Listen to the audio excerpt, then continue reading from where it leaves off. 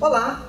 O Prodigy TV Entrevista de hoje conversa com Rosália Del Gaudio, ela que é gerente de comunicação e sustentabilidade da CIA. A Rosália tem um currículo excepcional e é referência no mercado da comunicação interna. Oi Rosália, tudo bom? Oi Cleide, obrigada pelas suas palavras, obrigada pela oportunidade de conversar com seus espectadores. É um prazer estar aqui com vocês. O prazer é nosso. Fazendo um estudo aí da CIA para compor essa entrevista, eu descobri números bem interessantes que eu acho que tem muita gente que não sabe. Por exemplo, a CIA ela foi fundada lá em 1841, a primeira loja foi aberta em 1861, na Holanda. Foi a primeira loja a oferecer roupas prontas, naquela época que não existiam as confecções, né? Hoje a CIA ela está em mais de 20 países, com mais de 100 cidades, está há 40 anos no Brasil, 177 anos de história, mais de 50 mil profissionais. E aqui no Brasil são quantas lojas? Mais de 200, né? A gente está hoje presente no Brasil todo, são cerca de 270 lojas, um pouco mais que 270 lojas, e a gente de fato atende todo o território nacional por meio da nossa operação de e-commerce, mas em cada estado brasileiro tem pelo menos uma loja da CIA. Muito bacana, então é uma empresa centenária aí e é líder no mercado de confecção, de moda. A gente se posiciona como uma das empresas líderes do varejo de moda, e a gente, por ter esse histórico, né, por ter esse passado, né, de inovação, a gente procura o tempo todo ter essa mentalidade de inovador, de ser pioneiro, de ser líder, tanto nas questões de sustentabilidade, quanto também nas questões de moda, de produto e de comunicação. O curioso é que assim, uma empresa centenária, que ela já nasceu com o viés de ousadia e inovação e que se mantém ao longo das décadas, né? Qual que é a receita para que isso continue e não se perca no meio do caminho? Eu acho que vem muito do próprio DNA da CIA de ser uma empresa inovadora, de ser uma empresa conectada com o tempo, né?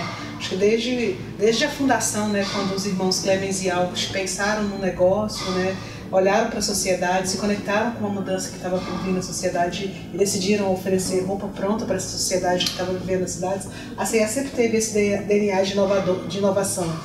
No Brasil, para você ter uma ideia, ela chegou em 1976 e foi a primeira a oferecer crédito para a classe C, né, por meio do cartão CIA. Foi a primeira a fazer parceria com estilistas famosos e lançar coleções acessíveis para a população. Foi a primeira a monitorar toda a sua rede de fornecedores para garantir que as pessoas que estão envolvidas com a confecção das peças estejam tendo seus direitos respeitados. Então, ela tem muito esse DNA de inovação e de conexão com o tempo. Acho que esses dois elementos, né, permitem que, de fato, a empresa possa estar se reinventando, mantendo o que é importante, que são os princípios, o valor, os valores da companhia, mas também conectando com o tempo e inovando, indo além. Estar conectado com o seu tempo, eu acho que é uma grande chave, né? Sim. E hoje, qual que é a estrutura da comunicação? A gente tem, na verdade, a gente tem uma área de comunicação corporativa que integra tanto a atividade de comunicação interna, né, com os nossos associados, que é como a gente chama as pessoas que trabalham para a CIA. Então a gente tem na comunicação corporativa os principais processos para a comunicação com esses associados que estão no Brasil, né, alocados de Macapá a Pelotas, né? E a gente tem também a comunicação com a imprensa, né? Então toda a parte de assessoria de imprensa, relacionamento com a mídia, gestão de crise, o relacionamento institucional e também o que a gente chama de public affairs. E mais recentemente, né, cerca de 2 anos, a gente incorporou também na área de comunicação a sustentabilidade. Então toda a estratégia de sustentabilidade da companhia em nível global para ser aplicada no Brasil está junto com comunicação.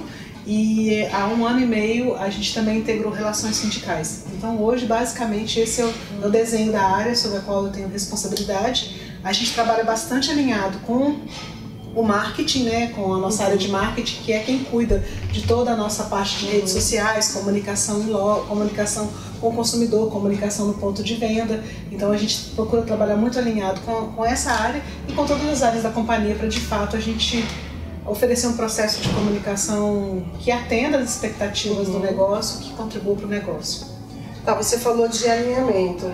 Como é o alinhamento da comunicação, o discurso que deve ser único, né? Manter todos os colaboradores, não os associados alinhados no mesmo discurso, na mesma página, em nível global? A C&A, apesar de ser uma empresa multinacional, ela que atua nessa quantidade de países, ela tem uma forma de operar muito específica, né? Cada região tem uma autonomia para definir as suas estratégias, tanto de negócio quanto também de comunicação. Então, no Brasil, né, que é a área sobre a qual, pensando em comunicação corporativa, eu tenho responsabilidade, a gente trabalha basicamente o alinhamento do público interno usando até um modelo que a gente sistematizou no livro que eu lancei recentemente com o Paulo Henrique, né, que é baseado nos veículos internos, no apoio à comunicação da liderança, nos eventos internos, e a gente está desenvolvendo agora uma plataforma para as campanhas internas. Então a gente procura entender quais são os desafios, qual é a estratégia da empresa e traduzi-la em ações de comunicação usando esse mix para que todo mundo saiba para onde a empresa está indo e qual que é o papel esperado de cada um nessa jornada. E vocês fazem reuniões, encontros globais para discutir a comunicação ou não? Ou o Brasil é Brasil e o exterior funciona separadamente? Cada região tem a sua autonomia, até porque é um dos valores da C&A, né? Está conectado com o tempo e está conectado também com o mercado, com o contexto onde ela está inserida. Então a gente tem algumas trocas, mas a gente não chega a ter encontros. Na área de sustentabilidade, que sim é uma área global, né? A gente tem uma estrutura global de sustentabilidade, a gente tem encontros frequentes, a gente alinha, né, os entregáveis, a gente alinha e faz o acompanhamento, mas no que diz respeito à comunicação, cada região, né, tem a sua autonomia e a gente compartilha aquilo que pode ter um impacto global, mas cada um tem a sua autonomia, a sua responsabilidade. Vocês compartilham cases, boas experiências globais? Em alguns casos, sim. Né? A gente teve a oportunidade aqui no Brasil de implantar algumas inovações na questão de comunicação interna, né? Como a forma, por exemplo, que a gente dissemina as nossas notícias, né? O nosso formato de veículos internos. A gente teve a oportunidade de dividir a própria gestão da nossa intranet, também foi um elemento que a gente compartilhou. Agora a gente tem discutido muito voltado para a sustentabilidade, mas uma campanha global, então foi construída a várias mãos, também num processo de troca com a área de comunicação, com a área de marketing e com a área de sustentabilidade. Então a gente tem caminhado, mas de fato assim, o nosso maior desafio é garantir uma unidade de marca, mas essa cor local. Tá. Você falou do seu livro, eu trouxe aqui o livro da Rosália, Sem Megafone com Smartphone, um livro maravilhoso, incrível, uma leitura imperdível para quem é da área de comunicação e para quem gosta também. Falando sobre esse tema, a gente vai entrar um pouquinho no livro, mas falando sobre o smartphone, né? Então a gente tem aí uma tendência de comunicação em sociedade que de alguns anos para cá está muito diferente do que no passado. As pessoas se conversam e se falam e se comportam em sociedade de uma forma muito mais dinâmica. Temos aí as redes sociais que são prova disso. Você entende que esse movimento, essa agilidade que a gente vive hoje em sociedade, ela está sendo bem transportada para o corporativo? Ou seja, o dinamismo da comunicação. Ele tem entrado, a gente tem o Workplace aí, que é uma rede social que tem ganhado bastante aderência entre as empresas, mas como você vê esse movimento? Eu acho que tanto as redes sociais quanto esse fenômeno de acessibilidade do smartphone tem desafiado muito nós profissionais de comunicação. Porque durante muito tempo a gente acreditou que se a gente fizesse um processo profissional de comunicação, se pensasse bem na mensagem, no público, nos canais, e tivesse um tratamento profissional, a gente conseguiria trazer resultados para a empresa. E com as redes sociais e com o smartphone, as pessoas estão querendo ser protagonistas das suas próprias informações, estão querendo escolher o que eles vão ter acesso. Então eu acho que existe um grande desafio para cada profissional de comunicação, seja aqui no Brasil ou mesmo no mundo, como a gente pode ver nos depoimentos do livro, né? Existe um grande desafio de incorporar o que essa modernidade traz de bom e endereçar os desafios que ela traz, né? Então, por exemplo, hoje você dissemina uma informação, essa informação ela está colocada à prova. E as pessoas vão se manifestar a favor ou contra. E muitas vezes a comunicação tem que mediar esse diálogo, mas ela não pode querer controlar esse diálogo. Então, estar preparado para gerenciar a reputação da empresa, estar preparado para cuidar da comunicação nesse ambiente exige de nós profissionais muita sensibilidade, mas também muito equilíbrio, porque de fato a gente pode ser um curador de conteúdo, a gente pode influenciar o diálogo, mas a gente não tem mais condições de controlar o que vai ser dito, o que vai ser pensado, se é que a gente teve um dia, né? Mas hoje menos ainda, né? A gente não tem como, de fato, pautar o que vai ser interesse das pessoas, né? As pessoas podem ter um aplicativo, tem empresas que usam aplicativos, e a pessoa pode ter um aplicativo, mas não necessariamente ela continuar recorrendo ao aplicativo como forma de comunicação. Enfim, ela pode checar aquelas informações. Então, acho que a gente tem que, como profissional de comunicação, aprender a dialogar num novo patamar e, de fato, ser um influenciador do discurso, um curador de conteúdo. E isso, para mim, eu acho que é um desafio. Essa questão da curadoria, eu acho que é uma tendência grande e é um olhar que as empresas começam a ter agora, de ser muito mais curador de conteúdo do que antes a comunicação tinha toda a responsabilidade na geração e na divulgação de conteúdos. Hoje a gente percebe que todo mundo quer gerar conteúdo. A gente tem alguns exemplos de alguns canais de comunicação que chamam o colaborador a participar. Vocês têm TV corporativa aqui e tem lá o espaço do colaborador, né? Porque é uma via de mão dupla. Todo mundo hoje quer tirar uma selfie e quer postar e compartilhar com os amigos, né? Então, a comunicação, ela perde um pouquinho o status de geradora de conteúdo, ganhou parceiros, né? Porque aí você forma uma rede maior de parceiros e vira um curador, né? Isso traz um desafio também, né, para a gestão das organizações, porque durante muito tempo a gestão das organizações, e é um ponto que a gente discute, né, Paulo e eu no livro, a gestão das organizações via a comunicação também como um elemento que poderia ajudar a pautar o diálogo e filtrar as informações. Então, aquela história às vezes de redigir um comunicado, ele passa por várias esferas de aprovação, validações e aprovações que são necessárias, né, em alguns casos isso é muito necessário. Hoje as pessoas estão produzindo as suas próprias informações, a mensagem está mais instantânea. Se a empresa fica em silêncio, as pessoas têm muito mais velocidade e pode ser até que quando a empresa resolva se posicionar, o assunto já não é mais interessante. Então acho que as redes sociais também trazem para a gestão das organizações um desafio no sentido de também estar mais conectado e também entender que exige um dinamismo maior. É mais dinâmico, é mais fluido e que, de fato, a dimensão de controle, que sempre foi algo muito caro à gestão, ela tem que ser flexibilizada, né? Sim. A gente tem outra questão que tem muito a ver com essa digitalização da comunicação, que essa geração dos nativos digitais começam a chegar agora nas empresas, né? Eu imagino que a C&A, por ter esse viés inovador, por ter esse cuidado com o estar conectado, vai assimilar isso de uma forma mais natural. Porque esses jovens, eles chegam já com outro perfil completamente diferente. Eu lembro que há uns anos atrás a gente mal pegava o celular enquanto trabalhava, né?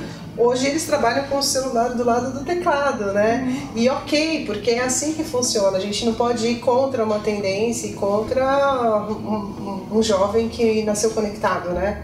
Exatamente. Eu acho que tem um desafio, né, que não só a C&A, mas acho que todas as organizações vão passar, dessa convivência geracional, né? Porque a gente vai cada vez mais ter diferentes perfis. Então, incorporar elementos de respeito à diversidade, tolerância, entender que as pessoas podem ter preferências diferentes, tanto em relação à comunicação como também à forma de trabalhar, vão ser elementos bem importantes, assim.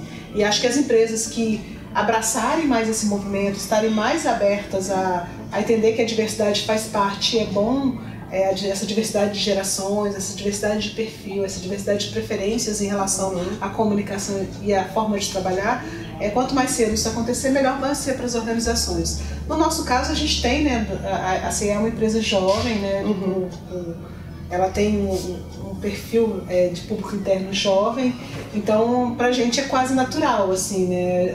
Até a gente fez recentemente um trabalho de mudar a linguagem da comunicação interna e foi muito interessante, porque quando uma pessoa olha para os nossos comunicados, eles são muito próximos a um comunicado que você tem ou a mensagem que você troca na sua rede social. Então é uma linguagem mais amigável, mais descontraída, com elementos de brincadeira e de memes que talvez em outras organizações seja mais difícil. Então pra gente isso é um facilitador, sim. Mas tem que ter o cuidado, tem que medir, tem que ver se está certo, tem que ver se dá certo, tem que ver se de fato faz sentido para o público, né? E se o público corresponde àquilo, né? Se corresponde à cultura e à expectativa do público.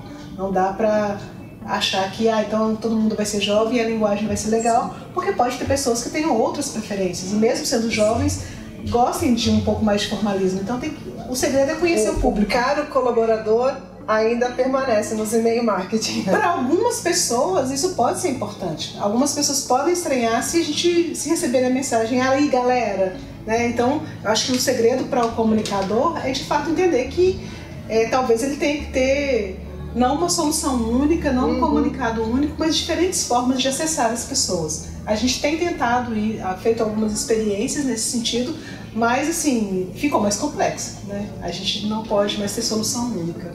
E vocês privilegiam bastante o face a face também, né? Até pela natureza do nosso negócio, né, essa comunicação via liderança ela é muito importante. Né? Então, o gerente de uma loja ele tem um papel muito importante para disseminar os valores, a cultura e mesmo as informações da organização. Porque, por mais ágil que seja a comunicação, dificilmente a gente vai conseguir atingir todo mundo com o mesmo impacto. Então, a gente conta muito com os gestores, principalmente os gestores de loja. Porque o público da CEA é bem complexo, né? O pessoal que fica em loja durante toda praticamente a jornada de trabalho, tem as pausas ali, né? E isso sempre desperta curiosidade, né? Porque é um case de comunicação também, você ter uma estratégia assertiva para esse tipo de público, né? A gente precisa ter nos nossos gerentes as habilidades de comunicação desenvolvidas e como área de comunicação prover para esse gerente elementos para que ele possa se comunicar sobre temas específicos. Então tem uma informação muito importante, a gente acabou de lançar uma coleção incrível, o que tem de diferente nessa coleção? É importante que o gerente receba um script, ele receba informações de forma que ele possa se posicionar para o seu time e exercer o papel de comunicação. E esse posicionamento como acontece? São feitas reuniões antes de cada turno? Como que ele faz esse repasse? Em grupo? Nas lojas a gente tem um ritual de comunicação, né? Antes da loja abrir, existe um momento de comunicação em que o gerente fala das prioridades daquele dia, conversa com as pessoas, tenta identificar se tem alguma questão que ele precisa tratar, e esse é o momento de comunicação que ele tem. E na parte da tarde, também para a equipe que pega, pega às vezes trabalha à tarde numa loja de shopping, tem também um segundo ponto onde ele pode também falar como estão as metas, o que se espera das pessoas, passar algum recado. Então esse ritual de comunicação ele acontece todos os dias em todas as lojas.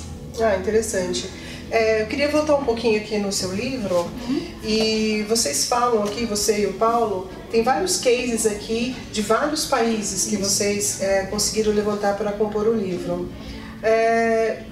Desse material que vocês receberam, o que você detectou aqui como os principais desafios da comunicação aí para os próximos anos?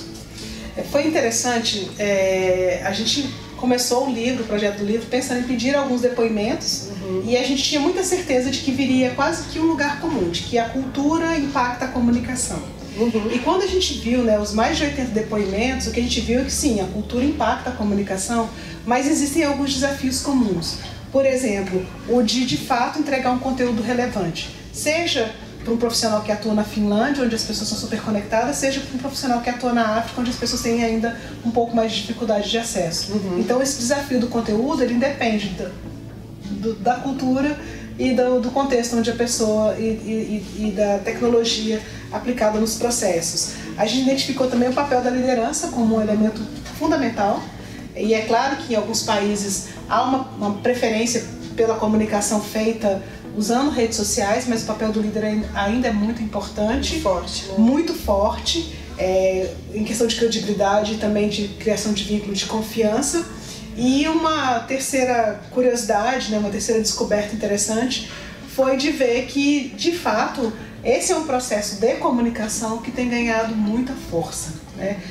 Se a gente olha para a comunicação interna hoje, ela é realmente um processo muito mais importante, muito mais relevante para a gestão das empresas do que talvez tenha sido há 20, 30 anos, sim, quando eu, por exemplo, comecei a minha carreira, né? Então, eu tive a sorte de trabalhar em organizações anteriores, né, no meu início de carreira, que valorizavam a comunicação, mas hoje eu vejo que ela é realmente um elemento de gestão imprescindível, né? Um gestor não consegue, de fato, entregar o que ele precisa, engajar o time, inovar e fazer o que ele precisa fazer sem que ele tenha essa habilidade de comunicação desenvolvida e sem que tenha uma área de comunicação, um profissional ou um parceiro de comunicação que o apoie, né, fornecendo informações estratégicas e fornecendo também inputs e feedback sobre como ele pode melhorar. Então, nosso papel como comunicador dentro das organizações ou atuando em organizações parceiras, assim, ele tem migrado, né, de simplesmente executar um processo bem feito para de fato ser um advisor, para de fato sentar com o presidente, sentar com o diretor, sentar com um gerente e ajudá-lo a ser um comunicador melhor. E para isso também a gente precisa se preparar, a gente precisa desenvolver repertório, a gente precisa entender que muitas vezes a solução não é escrever um comunicado, não é fazer um evento só, não é só fazer uma campanha, mas muitas vezes a solução mais efetiva é ajudar o gestor a estabelecer um ritual de gestão adequado. E naquele ritual de gestão trazer a clareza, trazer o face a face, trazer o diálogo, trazer a abertura, a possibilidade de transparência e de inclusão das pessoas no debate. Então esse também foi um insight interessante que Paulo e eu tivemos ao terminar de ler e trabalhar os 80 depoimentos do livro. Bem interessante, eu já li vários aqui e eu fiquei bem impressionada assim, com a riqueza de detalhes e o conhecimento compartilhado, né? Vocês pensam no número 2? Por enquanto, assim, a gente está trabalhando na preparação de uma versão em inglês desse material, né? Como a gente contou com depoimentos de vários profissionais, inclusive de fora do Brasil, que receberam o livro em português, adoraram, mas ficaram assim, eu adoraria entender. Então a gente está trabalhando numa versão desse material em inglês. E a gente tem discutido, esse ano a gente vai participar de alguns congressos, né, aqui no Brasil e fora, e a gente tem discutido qual vai ser o próximo passo, né? Agora a gente discutiu muito essa questão de como a comunicação está sendo transformada e impactada pelas redes sociais. Mas a gente sabe que tem outros elementos que a gente pode explorar melhor, a própria dimensão de liderança, a própria dimensão de cultura. Enfim, a gente tem conversado, espero que em breve tenham novidades. E quanto tempo vocês fizeram esse livro? O projeto foi um projeto de 2 anos, desde que a gente começou a olhar para os nossos artigos, né, e pensar conceber. Isso poderia gerar um livro, né? Então, desde o momento que a gente teve o insight de vamos transformar o que a gente vem escrevendo, pesquisando no livro, até o livro ficar pronto, foram 2 anos. Foram várias idas e vindas, né? Quando a gente olha para o primeiro draft do livro e olha para o livro final, a gente viu que ele foi amadurecendo, ele foi ganhando outros contornos. A questão do depoimento é uma questão de bastidor engraçadíssima, porque a gente tinha combinado que seriam poucos depoimentos, né? E como o Paulo Henrique é uma pessoa que é bastante conectada, bastante influente no mundo todo, ele começou a buscar e conseguir depoimentos muito incríveis. E chegou uma hora que eu falei, Paulo, a gente precisa parar. A gente já estava com 40 depoimentos, a gente precisa parar, a gente não vai ter como tratar tantos. A gente não vai ter como tratar tantos depoimentos. E ele, não, mas tá chegando um depoimento interessante. E aí a gente acabou até reconfigurando o livro. Teve alguns depoimentos que a gente teve que criar um capítulo à parte, porque eram muito interessantes, mas endereçavam questões sobre as quais a gente não tinha profundidade para discorrer nos capítulos, então a gente abriu um capítulo específico para isso e foi um processo muito gostoso, assim, foi um processo muito de aprendizado. Rico, né? Bem rico. Bem rico. Rosália, eu queria encerrar aqui a nossa entrevista falando sobre a questão da sustentabilidade, que agora está na comunicação interna, né? E qual vai ser o desafio aí nesse setor para vocês? Olha, Cleide, eu te falo que é um desafio diário, mas é um desafio muito prazeroso, porque ao mesmo tempo que a sustentabilidade, e a gente tem na plataforma global de sustentabilidade da CIA, que foi lançada em 2015, projetos muito específicos e que têm impactos muito legais no negócio, como pensar matéria-prima, como pensar rede de fornecedores, como pensar também como a gente reduz a nossa pegada de carbono, a nossa pegada de água. Então tem projetos técnicos para os quais, felizmente, eu conto com o apoio de outras áreas da companhia, mas enfim, a manutenção desses projetos, a entrega deles fica conosco, né, a responsabilidade de apoiar. E com a comunicação de contar, né? Então, como é que a gente traduz? A gente tem um grande desafio de traduzir o que está sendo feito em sustentabilidade para uma linguagem que um consumidor compreenda, que um funcionário, um associado compreenda, que um fornecedor compreenda, que o jornalista compreenda. Então, esse é um desafio muito interessante. E muitas vezes é legal que eu olho para uma situação do ponto de vista de sustentabilidade e olho do mesmo ponto de vista sobre comunicação e quase tem um embate interno, né? Então eu chamo os times e falo, gente, me ajudem, como a gente vai sair desse desafio? Mas tem sido bem interessante, eu acho que a gente conseguiu, tem conseguido, né, falar mais do tema, a gente tem conseguido entrar com o tema na agenda não só da companhia, mas também dos nossos fornecedores e até mesmo influenciando um pouco o mercado a estar conosco nessa jornada de sustentabilidade. Os nossos concorrentes também estão entrando nessa jornada, então isso é super positivo e eu acho que é o futuro. Acho que quando a gente pensa em reputação, quando a gente pensa em comunicação corporativa, as dimensões de como os produtos são feitos, como os serviços são estruturados, né? A origem dos produtos, tudo isso cada vez mais vai fazer a diferença para o consumidor, né? Para cada um de nós como consumidor. E estar junto com a comunicação faz sentido na medida em que a gente pode ajudar nesse diálogo, a gente pode ajudar nessa tradução, mas é um desafio diário. E é um desafio para todos, né? Sim. Eu acho que as pessoas têm voltado muito os olhos para a questão da sustentabilidade. E que bom que isso acontece, né? Eu acho que é um desafio cada vez maior, né? Assim, a gente teve no ano passado um momento muito interessante de comunicação e de sustentabilidade, que foi o lançamento de uma camiseta que a gente chamou de desenhada para ser reciclada. Na verdade, uma camiseta que foi a primeira a ter uma certificação Cradle to Cradle, nível Gold no mundo. O que isso quer dizer? Que do Cradle to Cradle é do berço ao berço, e quer dizer que a camiseta, do momento que ela foi desenhada, da forma como ela foi feita, e até depois, quando ela não for mais roupa, ela não vai gerar resíduo. Então ali era um algodão mais sustentável, a linha não tinha poliéster, os corantes e as tintas eram especiais, as etiquetas internas, enfim, a gente teve que o desafio de contar isso para o consumidor e dizer que, olha, essa camiseta que você olha e parece uma camiseta normal, é uma camiseta que tem atributos bem interessantes. Então esse foi um momento bem importante de comunicação pra gente no segundo semestre do ano passado. Que legal, e o planeta agradece, né? Todo mundo agradece, né? Acho que as pessoas que estão envolvidas no ciclo produtivo, né? Quando você usa um algodão mais sustentável, que ele consome menos água, consome menos pesticida, as pessoas têm a sua saúde preservada, né? As pessoas estão no ciclo produtivo, então assim, todo mundo agradece, né? E quando você consegue fazer isso em escala e sem que custe mais caro e que ainda tem atributos de moda, né? Então acho que é muito prazeroso ver esse tipo de solução acontecer, mas tem muito para fazer ainda.